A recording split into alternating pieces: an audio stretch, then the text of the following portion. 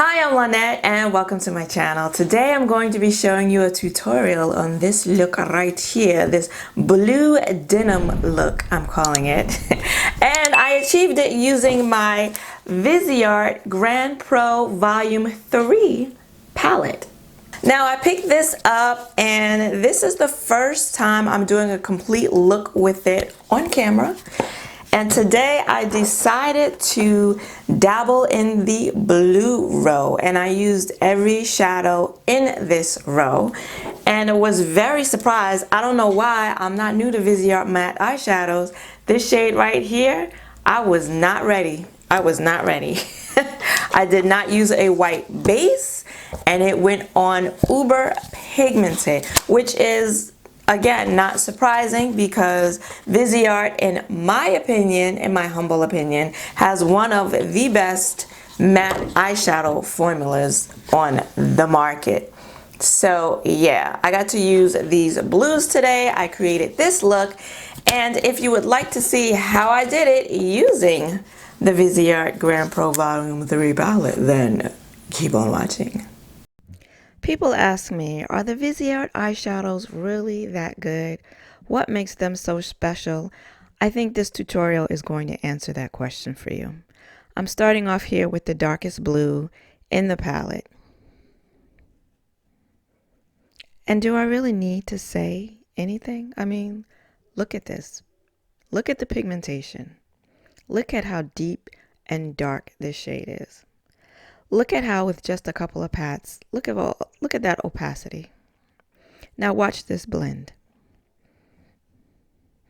And I use my Urban Decay Anti-Aging Primer Potion. And that's a sticky, nice little sticky primer there. And this eyeshadow is still blending. Going in with another shade of blue, because these shadows don't have names as far as I know. And I'm going to put that right in the middle of the lid, and I'm going to bring it up into the crease and above the crease. I'm going to do that with all of these eyeshadows. Look at the pigmentation. Not using a white base. Not using any type of base. Nice and opaque. And I'm overlapping it onto that dark blue on the corner there, on the outer V area. Now, watch this. I'm going to take the lightest blue. Watch this. Hello. I was not prepared for this pigmentation. And I'm not new to Viseart eyeshadows, but I was not prepared. I wasn't ready.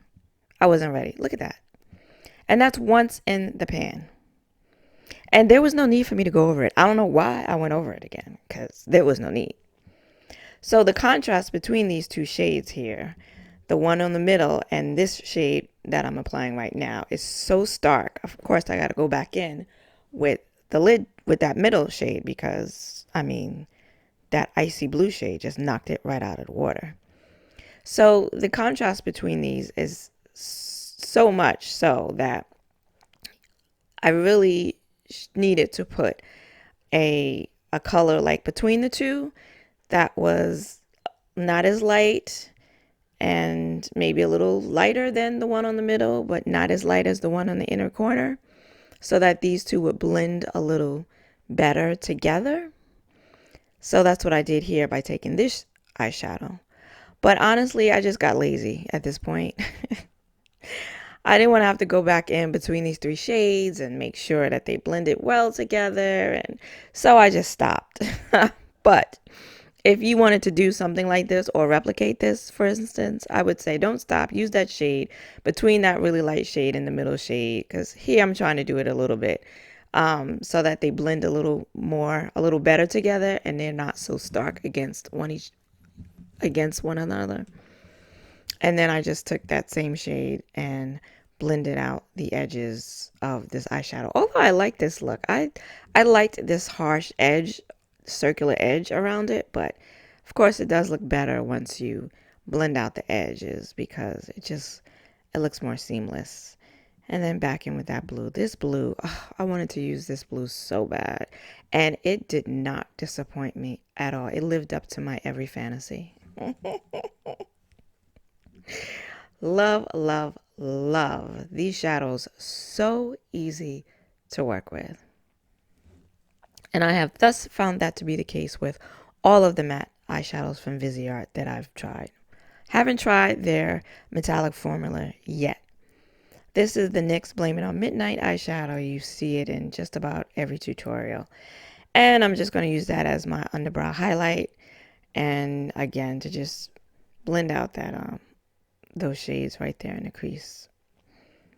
And then I'm going to clean up under the eye, which wasn't a whole lot needed, but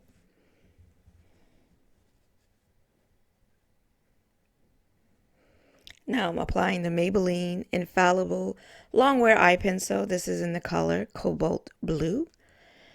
And it wasn't really that vibrant, but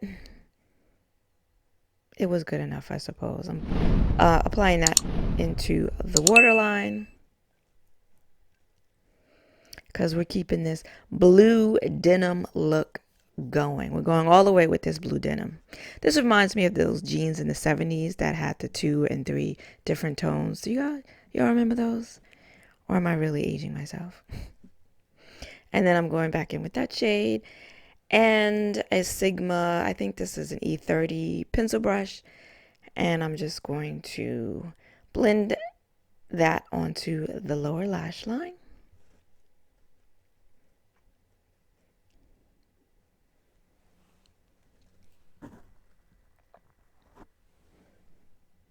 And back in with that lighter blue shade.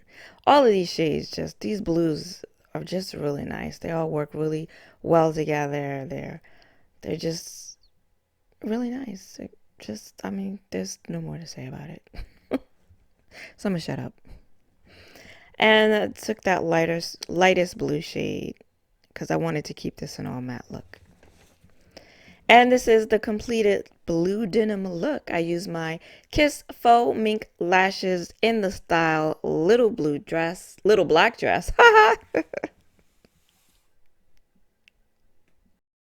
That is the look. Let me know down below if you'd like to see me do any more looks with this palette. It's got an array of colors. I'm dying to get into that green row right there. The reds, the purples, the plums, the yellows. Let me know if you'd like to see any more looks with this palette. If you'd like to see me use another palette in conjunction with this palette. Today was an all matte monochromatic look. You know that's what I like. But if you'd like to see something different with this palette, then let me know down below.